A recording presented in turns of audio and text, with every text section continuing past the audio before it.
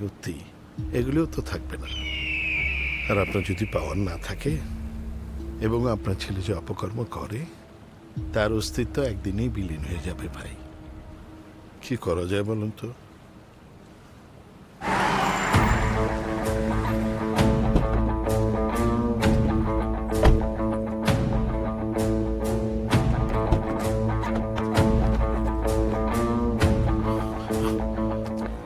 Sorry বলো।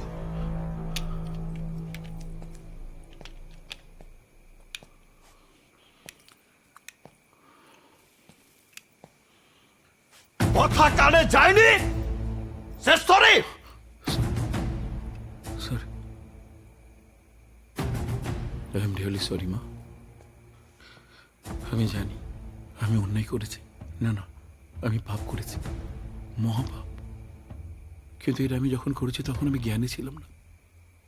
I was totally drunk, believe me.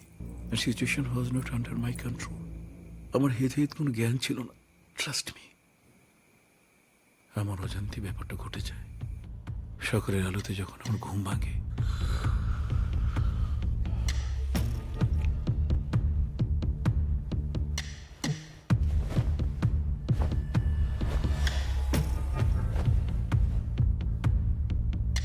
বিশ্বাস করো মা, আমি সবাইকে বোঝাতে চেষ্টা করেছি, কিন্তু কেউ আমার কথা শুনেনি। শুনবে, আমার কথা শুনবে।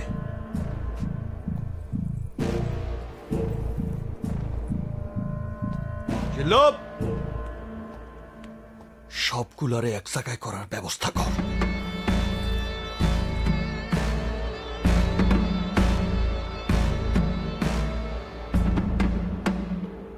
আসসালামু আলাইকুম, আমি আরিয়ান মির্জার পিএস বলছি। জি, আসলে আরিয়ান স্যার বলছিলেন আপনাকে ইনভাইট করার জন্য। এখানে স্পেশাল ইভেন্ট হচ্ছে, সো আপনাকে ছাড়া হবে না স্যার, আপনাকে আসতেই হবে প্লিজ।